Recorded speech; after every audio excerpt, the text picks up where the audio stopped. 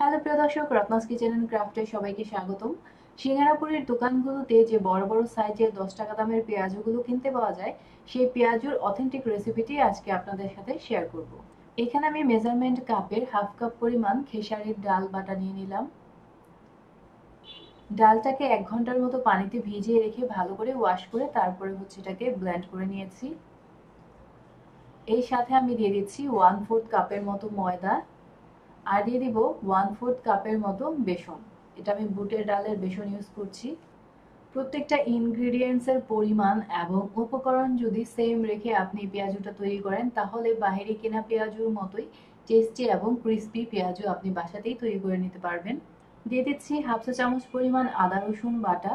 এবার গুঁড়ো মশলা দিয়ে দিব এখানে 1 চা চামচের 3/1 ভাগ জিরার গুঁড়ো, 1 চা চামচের 3/1 ভাগ ধনিয়ার গুঁড়ো, হাফ চা চামচ পরিমাণ শুকনো মরিচের গুঁড়ো, আর 1/4 চা চামচ পরিমাণ হলুদের গুঁড়ো। ডালের আইটেমের সাথে কিন্তু হলুদের পরিমাণটা কম রাখতে হয়, কারণ ডালের সাথে হলুদের স্মেলটা কিন্তু একটু বেশি ফ্লেভার অ্যাড করে।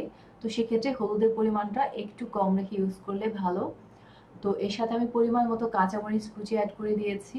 এখানে 4 পিস কাঁচামরিচ কুচি নিয়েছি, আপনারা আপনাদের স্বাদ অনুযায়ী দিবেন। আমার মনে হয়েছে এখানে 4 পিস কাঁচামরিচই এনাফ। তো এরপরে আমি এখানে মেজারমেন্ট কাপের 1 কাপ পরিমাণ পেঁয়াজ কুচি অ্যাড করে দিয়েছি। এরপর দেখেন সবগুলো উপকরণ আমি খুব ভালোভাবে হাতের সাহায্যে মিক্স করে নিচ্ছি। যেহেতু এখানে শুকনো উপকরণ অ্যাড করেছি ময়দা এবং বেসন, তাছাড়া আমার আজকের এই ডালের বাটাটাও কিন্তু একটু বেশি ড্রাই করা হয়েছে, যার কারণে এখানে আমি সামান্য পরিমাণে একটু পানি অ্যাড করব, যাতে একটু হালকা নরম হয়। সাধারণত পেঁয়াজুর ডালটাকে কিন্তু একটু ড্রাই করেই ব্লেন্ড করতে হবে বা বেটে নিতে হবে, কারণ পেঁয়াজুর এই ডালের খামিটাকে একটু ঘন কনসিস্টেন্সিতেই তৈরি করতে হবে, তা না হলে কিন্তু পেঁয়াজু ক্রিস্পি হবে না। আজকে আমার এই ডাল বাটাটা কিন্তু একটু বেশি ড্রাই করে বাটা হয়েছে, যার কারণে এটা বেশি শক্ত একটা কনসিস্টেন্সিতে চলে আসছে। যেহেতু সাথে শুকনো উপকরণগুলো আমি অ্যাড করেছি, এই কারণে এটাকে একটু হালকা কনসিস্টেন্সিটা নরম করার জন্য সাথে আমি সামান্য একটু পানি অ্যাড করে নিচ্ছি। এই পর্যায়ে আমি এখানে হাফ চা চামচ পরিমাণ লবণ অ্যাড করে দিচ্ছি। লবণটাকে ডালের মিক্সচারের সাথে ভালো করে মিক্স করে নিয়ে তারপর আমি চলে যাব চুলোতে এটাকে ফ্রাই করার জন্য।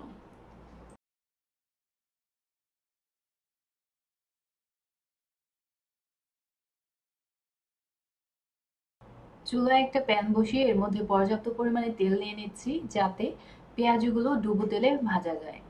পেঁয়াজু অবশ্যই কিন্তু ডুবো তেলেই ভাজতে হবে, তা নয়তো পেঁয়াজু ক্রিস্পি হবে না। তাহলে এবার আমি পেঁয়াজুর খামের থেকে এরকম বড় বড় সাইজ করে একটু চ্যাপ্টা শেপ করে পেঁয়াজগুলো তেলের মধ্যে ভেজে নিচ্ছি। পেঁয়াজু ভাজার সময় অবশ্যই চুলার তাপটা লোতে রেখেই ভাজতে হবে, কারণ একটু সময় নিয়ে যদি পেঁয়াজুটা ভাজা না হয়, তাহলে কিন্তু পেঁয়াজুটা ক্রিস্পি হবে না। এবং পেঁয়াজুটা অবশ্যই গোল্ডেন কালার আসা পর্যন্ত এটাকে ভেজে নিতে হবে। প্রিয় দর্শক, কিছুদিন পর থেকে শুরু হয়ে যাবে মাহে রমাদান, আর এই রমাদানে প্রত্যেকের বাসাতেই কিন্তু ইফতারের একটি অন্যতম আইটেম হিসেবে পেঁয়াজুর জুড়ি নেই। তো আপনারা যদি ফ্রেশ তেলে বাসাতেই বাইরের কেনা পেঁয়াজুর মতো তৈরি করে নিতে পারেন, আমার মনে হয় সেটা অনেক বেশি ভালো হবে। হোটেল স্টাইলে এই অথেন্টিক পেঁয়াজুর রেসিপিটি সবারই কম বেশি কাজে আসবে, তাই আপনাদের সাথে শেয়ার করলাম। রেসিপিটি যদি ভালো লাগে অবশ্যই আমার চ্যানেলটি সাবস্ক্রাইব করে পাশে থাকবেন পরবর্তী রেসিপিগুলি পেতে।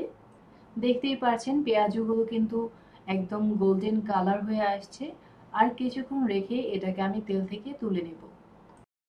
আমি কিন্তু প্রত্যেকটা ফুড তৈরির সঠিক পদ্ধতিটা আপনাদের সাথে শেয়ার করার চেষ্টা করি, এবং প্রত্যেকটা ফুড তৈরির ইনগ্রেডিয়েন্টস মেজারমেন্ট থেকে শুরু করে ডিটেলসে আপনাদের সাথে শেয়ার করি,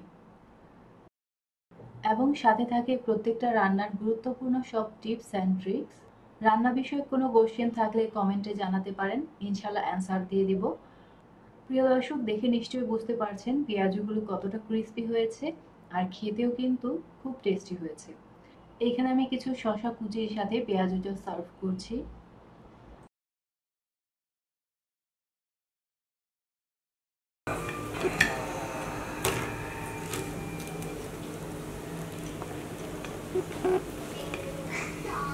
একটা পেঁয়াজু আমি একটু ভেঙে দেখাচ্ছি এটা কতটা ক্রিস্পি হয়েছে। তো প্রিয় দর্শক, আজকের মতো এখানে বিদায় নিচ্ছি। ভালো থাকবেন সবাই। আল্লাহ হাফিজ।